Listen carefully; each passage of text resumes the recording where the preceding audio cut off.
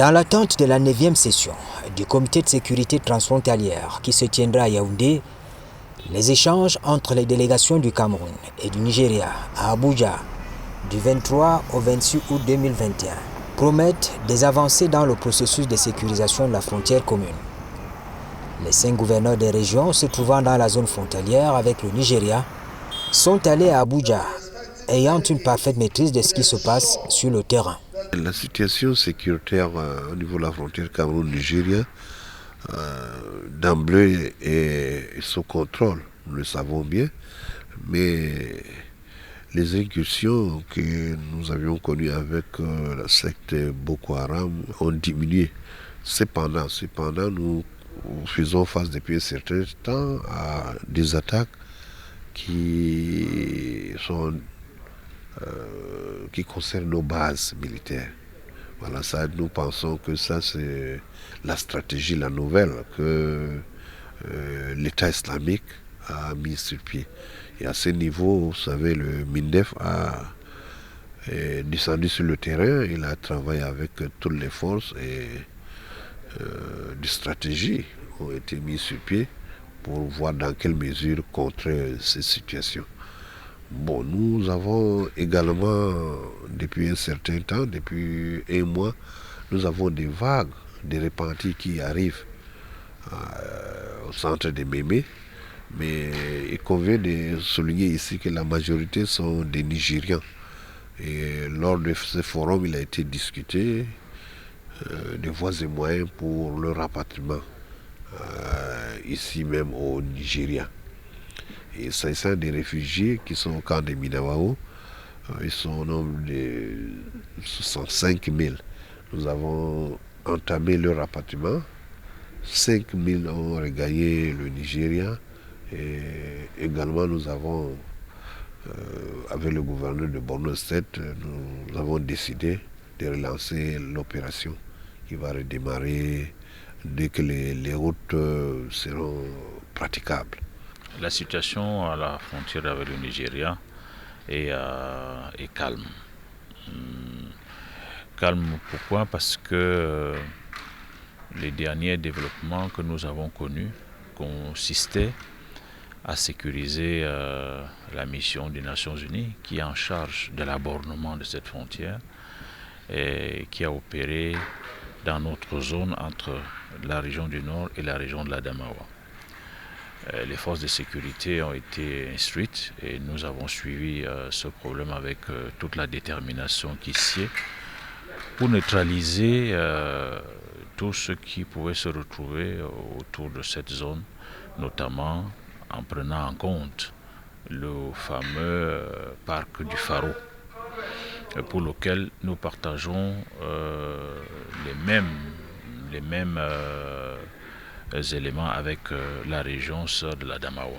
Nous voulons dire qu'à notre frontière, un mouvement tout nouveau, appelé MLC, c'est-à-dire Mouvement de libération du Cameroun, animé par un certain général Papour, écume notre frontière commune.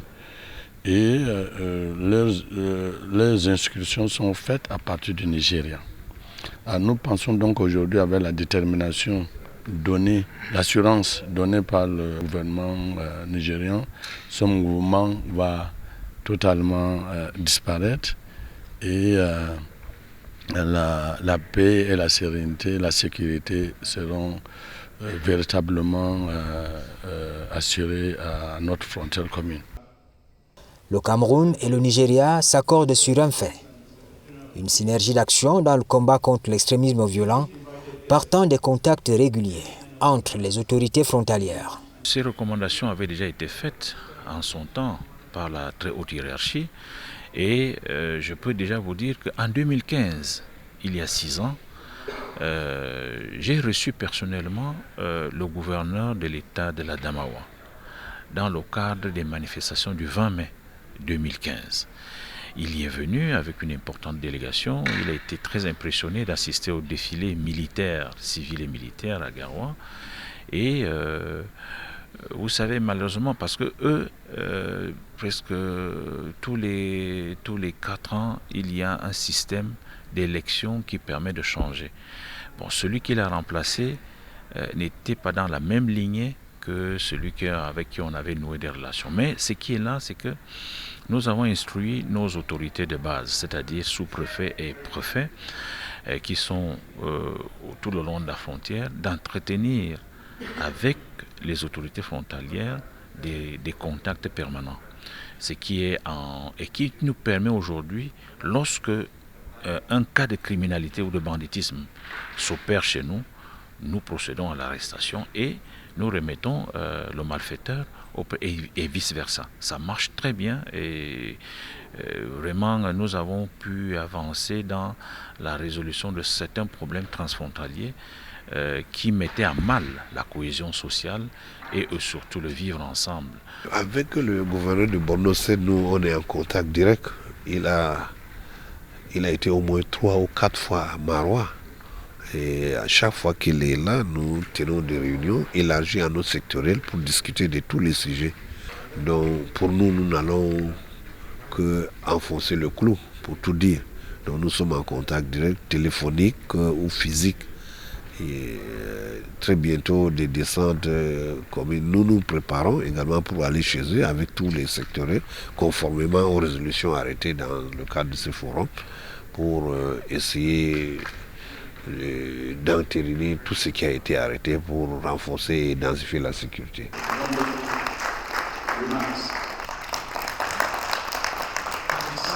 Beaucoup de projets ont été annoncés du côté du Cameroun. Le chef de l'État a décidé de la construction de la route Mora-Banki qui va joindre la nationale numéro 6, pour moi, Ouaza-Koussiri. Et de ce côté également, Maïdougouri, ils ont un vaste projet de goudron qui prendra de Maïdougouri jusqu'à Amchide. C'est dire que tous ces tronçons jusqu'à Djamena, Maroua, sera praticable. Notre souci aujourd'hui, ça peut peut-être être un peu en déphasage avec peut-être ce qu'on est venu, mais ça peut avoir un impact. C'est parce que, souvenez-vous que nous avons une échéance sportive très importante dans les prochains jours. Et vous savez que le Nigeria va jouer à Garoua. Donc cela nous interpelle et nous sommes en train de mettre sur pied une stratégie parce que nous savons que beaucoup de Nigérians seraient tentés de venir suivre les activités sportives, leur équipe nationale à Garoua, et nous mettons sur pied un dispositif assez spécial pour filtrer les différentes entrées afin de permettre que seul le bon grain puisse arriver à Garoua.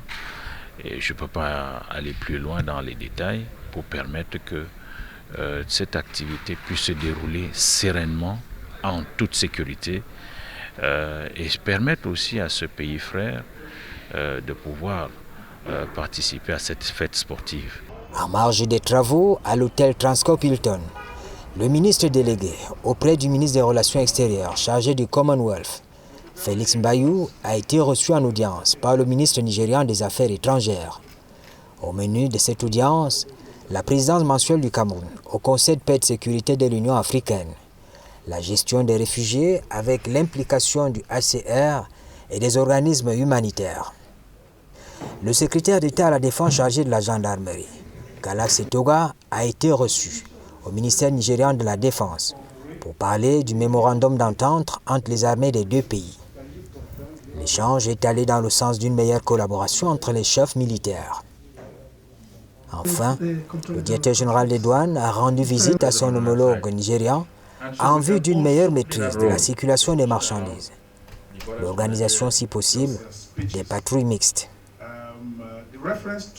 Des rencontres sont toutes utiles dans la lutte contre le terrorisme et les mouvements sécessionnistes. Laissez-moi saisir cette tribune pour vous rassurer. Les résolutions de ce comité seront transmises au département ministériel pour une mise en application immédiate. J'exprime d'ailleurs ma profonde gratitude aux membres des deux délégations qui ont travaillé pour ces résolutions.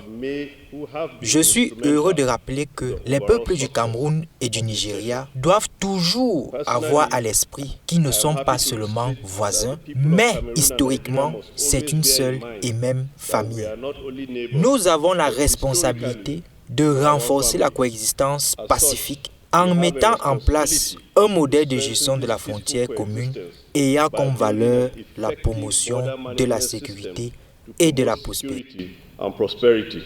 Le Cameroun est conscient de l'impact que peut avoir le désenclavement de la zone frontalière. Il faut d'abord encadrer ces populations.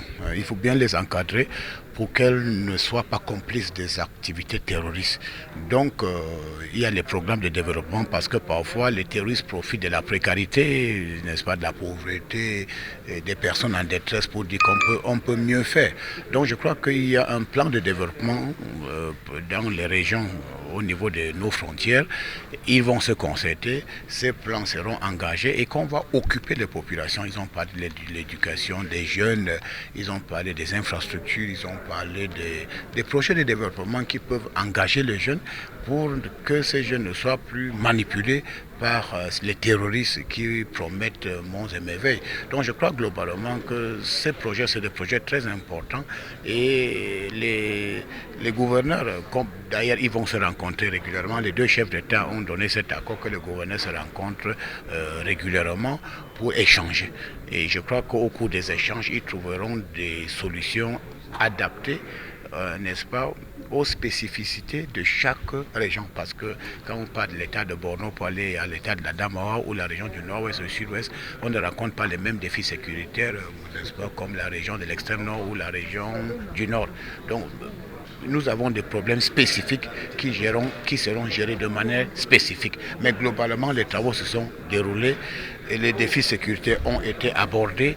Des solutions idoines ont été proposées et lorsque les deux chefs d'État vont sanctionner les recommandations, elles vont entrer en application immédiate pour le bien-être des deux pays. On peut dire avec certitude que la sécurité sera renforcée, n'est-ce pas, dans les frontières de deux pays. Des engagements forts entre le Cameroun et le Nigeria, une convergence de vues sur une question essentielle, la paix et la sécurité.